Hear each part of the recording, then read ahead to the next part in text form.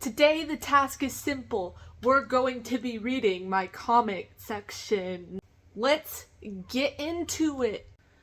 First one is by someone that goes by Seattle. Thanks for the social redeeming outlook on life. Okay, so the one thing about this comment is that I have no idea what they were talking about when it was posted. I just liked it and was like, oh, I posted this video like a long time ago. I had to look it up and it seems to basically mean like positive influence on society or something like that. Thank you, I guess. I don't know. How does someone react to a comment like that? I don't think that was chocolate. The horror on my face when I found out. For context, this is from the video where I was eating like a box filled with Hello Kitty Sanrio themed snacks. This weird lizard guy looks so happy to be having his little treat and I'm all for it. I want to be just as happy for my little treat as this lizard. Let's hope. Oh wait, they're little chocolates. And I ate something that looked like chocolate and it was not chocolate. I feel like one of the major things that was good about that snack box was the fact that it was Hello Kitty, but other than that, the snacks were pretty like, there was hits, there were misses. I would love to do another snack box video, but the problem is that it tends to be a lot pricier and I don't really know if a lot of people like those kinds of videos. But if that's something you're interested in, please, please, please let me know in the comments or go check out my past video when I was eating the snacks. Typical Boy 1271 said, love your vid. My first closet cosplay was Yoshikage Kira from JoJo's Bizarre Adventure. I think that my very first closet cosplay myself was Han from Dragon Ball GT. It was so long ago that I don't even think I actually still have a photo of that. I think I was so embarrassed to take a photo because of the fact that I knew that nobody was gonna know who I was cosplaying as. But I'm glad to see another JoJo fan. You're so goofy and silly. I'm def subscribing. Thank you. I try my best to keep things silly and goofy, and I hope that my personality shines through. I was absolutely rizzed up by that thumbnail. Is it working?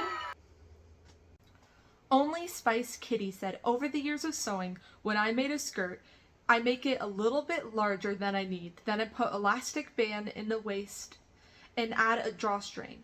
I actually kind of avoid drawstrings if I'm gonna sew something, specifically because the holes will tear over time if you don't know how to like sew it over. But like, I'm gonna be real, it scares me to sew those holes. Like, I don't even think I sew the buttonholes right, and that would be even harder than buttonholes because you're constantly pulling and tugging at the drawstrings of whatever you're wearing. Yeah, I like doing for waistbands, buying like sheets, because sometimes I like to make cosplays or short sewing projects out of sheets, and I will take the elastic band inside of a sheet instead of buying a band, like a regular waistband. I don't know, it's just kind of a hack I picked up over time. Underrated cosplayer right here. Thank you. And I love you, random citizen. Arissa the Dawn posted, the great thing about Clamp's work is they interconnect and all the characters appear in different series, Tsubasa being one of the main ones. I am obsessed with Clamp lately. If you don't know, Clamp is the creator of Cardcaptor Sakura, but also one of my favorite series that I've read, Tsubasa, specifically this one, not the basketball one, is really, really good. Also really, really sad. I didn't know initially that Clamp was known to have these interconnected characters that show up in multiple different of their series, and when I started getting into their stuff, I was really shocked to find that out. Probably because of the fact that I've heard about Cardcaptor Sakura for the longest time, and for some reason that never came up. Maybe it's because their smaller series is just not as popular, but it was a good surprise, I must tell you. I think that that's just like a really cute thing to have, is have like those interconnected characters. I wish more companies did stuff like that. I feel like that'd be really fun. Your Turn to Die, actually canonically, well executed and respectful, honest to God autism representation rocked my world. I never expected to see the words autism spectrum disorder on screen of a Japanese visual novel. I definitely feel like, okay, so I'm a super huge fan when it comes to those series of like death games. And you've probably seen that before in some of my other recommendation videos. And yeah, Your Turn to Die definitely is something that I still replay to this day. When it came on the screen, it made me really happy to see that something like in a Japanese media that they would even have autism representation, but that's definitely a rare thing to see. Mossball said, the Zero Escape series is so good, but so many people are hesitant to try it since it's a visual novel. I feel like there is like a huge community for visual novels, but other than that, people outside of the visual novel community don't really get into it. I feel like the only visual novel series that really popped off was Danganronpa, but other than that, there's still a lot of fans of Danganronpa who's only really watched the animated series, but I feel like there is always something for everyone. And I feel like even though visual novels isn't considered like big or like huge or popular, there are still gonna be people who are willing to try it. Maybe for the most part people just aren't familiar with visual novels enough or don't like the fact that it has a lot of reading, but one thing that I love about series like Your Turn to Die is that they have a huge gameplay aspect instead of just reading dialogue, because there are tons of visual novels where a lot of the time you're just sitting there and reading text, and that's a huge turnoff for a lot of people, because when you play a video game, one of the huge aspects of video games is the fact that it's interactive, where with visual novels a lot of the time you're doing a crap ton of reading, and I can understand why some people would not be into that. Visual novels are definitely my thing, and I hope that more people pick up visual novels in the future, because oh my god, I love Zero Escape series, I love Your Turn to Die, I want more people to play those things. I'm not sure if this is a visual novel, but I really liked Coffee Talk. It's so cute, like you play as a barista and help your customers out with their problems through just talking. The funny part is, this comment existed like a year ago on my account, and I completely forgot about it, and then I eventually played Coffee Talk just naturally, and I love that game. And honestly, I would definitely consider it a visual novel. Like I was saying earlier about how a lot of people feel turned away from visual novels because they think about it just being a book with pictures, but there are tons of visual novels with like mini games and stuff. And so it makes sense why someone like this commenter would think that Coffee Talk wouldn't be considered necessarily a visual novel, but I really think that it fits like the description of one. There's a bunch of dialogue and the story is based around reading. There's like small gameplay aspect, but it mostly centers around the story. And oh my god, I definitely recommend you guys checking out Coffee Talk. It's really fun. I've always had this passion for coffee. Like, I feel like my retirement plan is opening up my own cafe, because that's how much I love coffee. If you haven't seen Coffee Talk already, you should totally check it out. Yo boy Teo 0917 said, I love your cosplay and all your videos. I am a cosplayer myself. Keep up the good work. I'm glad to see another fellow cosplayer who watches my videos. I feel like lately I've been drifting a bit from cosplay content, because one of the things that gets the most views is me talking about like controversies or like drama videos or like stuff happening in the anime community, and it kind of hurts my heart because the YouTube algorithm is saying these are the videos that people want to see, but those aren't necessarily the kinds of videos that I want to make. My passion lies a lot more in cosplay and recommendation videos, because I love talking about my favorite series, and I love talking about cosplay, or even doing goofy things like cosplaying in public and eating random snack boxes, but it feels like not a lot of people like those videos, or my videos aren't getting reached to the right people. So if you do like that kind of stuff, please check out my videos, like and comment. Comment especially, because comments really help boost my videos, and it lets me know, it lets YouTube know that people like that video and gets it out to more people. If those kinds of videos that I find fun ends up getting more views, then I can continue making not only the videos I love, but videos that aren't just me sitting down talking about like drama and stuff like that. There's nothing wrong with creators who do that, but like I don't want that to be my niche, because I am more passionate about, you know, talking about my interests. Jackson Connell wrote, "Your video title led me to watching. As a girl with a history to a majority of BLs listed here, especially Ginger Romantica and Love Stage, I do agree with you. Younger, I wasn't aware on how toxic the shows held, whether on communication, physical touches, and such, knowing me being more focused in the romance really. I also love Love Stage, and you're right on the change they have there where the other stories involving essay.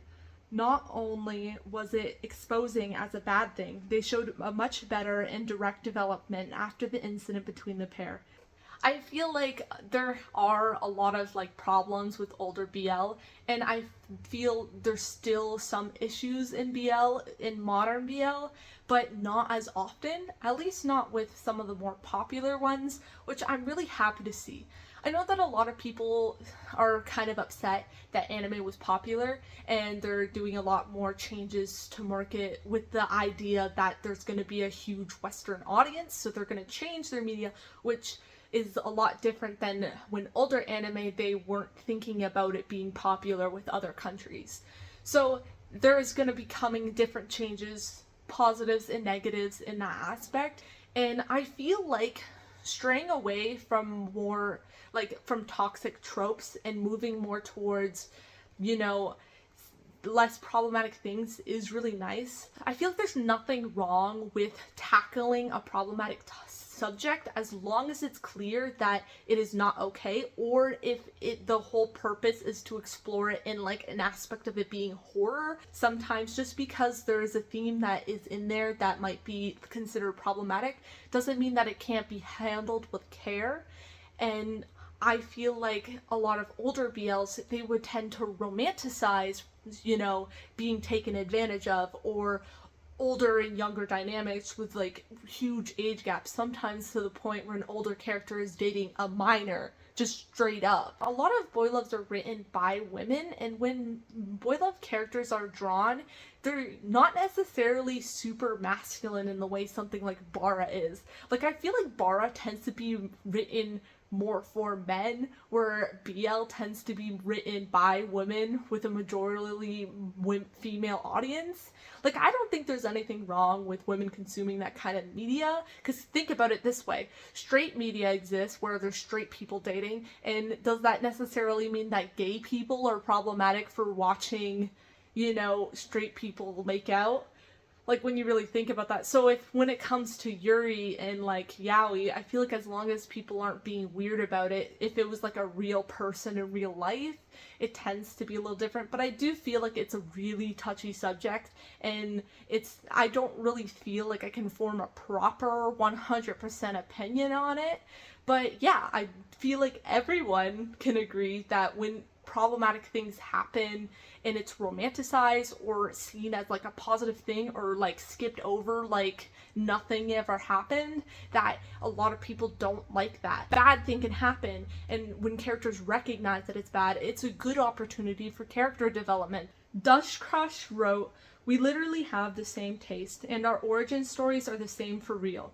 More royalty reincarnation one I like is The Tyrant Wants to Be Good. Not your typical reincarnation story, and I am the villain." I really love this comment, because the funny part is those two series that they mentioned, I've actually ended up reading before this comment. I love The Tyrant Wants to Be Good, and it is exactly as this person described. There's this person who becomes a tyrant and does a lot of bad things, and then they regret it. And so they go back to the point where they were a child, and a lot of things unfold from there, and it's really, really good. You're often seeing a lot of these tyrant stories start out as like a revenge thing or wanting to become better in a way where they're more proactive with their life. But when it came to this story in particular, the main character seems to have a lot of moments that were super relatable, where instead of the like min-maxing everything, they had a lot of moments where they felt defeated, and I really like that. It was really refreshing to see a main character fail in a way. In the second series that they mentioned, I'm not sure if I'm getting this wrong, but I think that's the one with the character with the red hair. I really like that one as well. But it's hard to say anything particularly about it without spoiling it, because there's so many amazing like twists and turns, and I definitely recommend both of those series. Scrap SS361 said, I agree so strongly with the fan service. Like, those are minors. I do feel like it's really hard to avoid fan service sometimes when it comes to anime. I'm sure that you've seen jokes in the past about like when I'm watching anime and then when my friends or loved ones walk in. I feel like sometimes fan service can really ruin a series when it involves underage characters, and it tends to make me personally uncomfortable. But I still watch anime anyway, and I'll just put up with it, I guess. I see Mashoko no Tensei hate, I'm leaving a like. That show makes me so uncomfortable. It bothers me knowing how popular it is. I have never yet met someone in real life who actually likes that show, but if someone told me they did, I'd feel very uncomfortable. I tried really hard to get into it as far as I could, and I just couldn't. This isn't much of a spoiler because this happens at the very beginning of the show, where the plot is basically like this old guy ends up dying and then he ends up reincarnating from the very beginning of the life cycle. It's nice to see that, where they're living their life all over again, like from the moment that they were born. Like, I always thought that was really interesting, but it gets really gross when you realize the things that the main character does. Like, he has the mind of an old dude, even though he's physically a child. It really shows when he's like a 2-year-old doing and saying weird, uncomfortable things with female characters, especially female characters who are really, really young. I can understand why a show like that would have such a huge fan base, because it does have really interesting lore. Like, the story sounds really interesting, and that's what kept my attention to try to look away for a long time. But there's a certain point in the show where something happened that just crossed a boundary for me, like, of no return. Like, it was already crossing my boundaries, but like the show was interesting enough that like I was trying to give it the benefit of the doubt, and I really shouldn't have. It is really, really like incel coded. I tell you, I can't. What if the voice inside your head is a demon, devil, unclean spirit whispering to you, suggesting, seducing? Never consent to another spirit to join you in your head, adding their input and blocking your thought. Dude, are you okay? Can somebody check up on this guy? I know this comment's from 2 years ago, but like, dude, are you okay? On the video of me talking about the FNAF movie, at Hunt3RO605 commented, no, it wasn't. It had no proper lore, nor did it have any violence. If they got the lore right and it was R-rated, I would have been better and waited 10 years for a movie like this, and unfortunately it did disappoint. For the longest time, the FNAF movie was teased of coming out, and then it finally made the movie, and I can understand why someone might be upset who has been watching FNAF or playing FNAF since they were young, because of the fact that like it's a horror game. But like, let's be real here. The entire time, the FNAF games never had gore. I feel like the creators specifically avoided using blood or gore, and so I feel it makes sense why the movie wouldn't have any of that. And I do know that FNAF as a series has a huge fan base, but it also has a select amount of people who play it that are children, especially in like modern day FNAF fan base. There's a lot of children. So they were probably trying to make it enjoyable by like all ages and I feel like they were trying to satisfy all of its fan base instead of just like a certain group. So there was definitely going to be people who didn't like it no matter what it ended up being, because something that was highly anticipated as the FNAF movie that people were waiting for a long time for, no matter what it ended up being, people were not going to like it. Even if it was like the best movie in the world, people were always going to find something to criticize about it. To be honest, I love when people use products to the core. I do feel like there is definitely like a huge stress on people wanting to buy the newest things or the coolest things or the best things, and especially when you see videos of like, I use everything of this product, right? I like to reuse whatever I have as much as I can until they break, like with my makeup, with like my hair clips, and I like to avoid buying new things. Like I even thrift, but I don't think that we should expect like everyone to do the same thing. Like it's definitely a personal choice. I do think that overconsumption does tend to be a problem when you have like so much clothes that you don't even wear, or the amount of stuff that ends up just going to landfills really sucks. All you need is Hate. What? Let the darkness flow through you. Sometimes I get the strangest comments and they feel so out of pocket. I just want to take a moment to thank my 570 subscribers.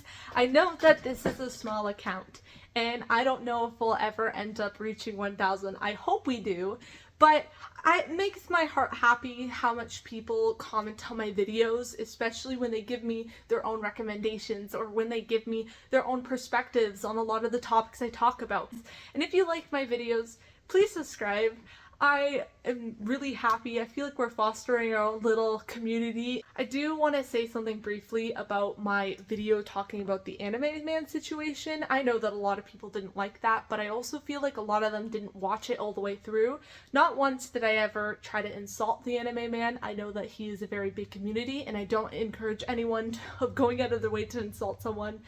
I know that he never meant to say anything rude when he was talking about the situation, and I mostly used it as an opportunity to talk about why people were upset, but it's also important to keep in mind of what you're saying when you represent an entire community, especially when you're a big creator like the anime man. But I mean, if you're such a big creator, you're bound to make mistakes in the past. I really don't like making drama videos. It's not really my thing. So please subscribe and get me monetized so I can start doing the videos I love. Please. I love how the end was just a half a minute of staring.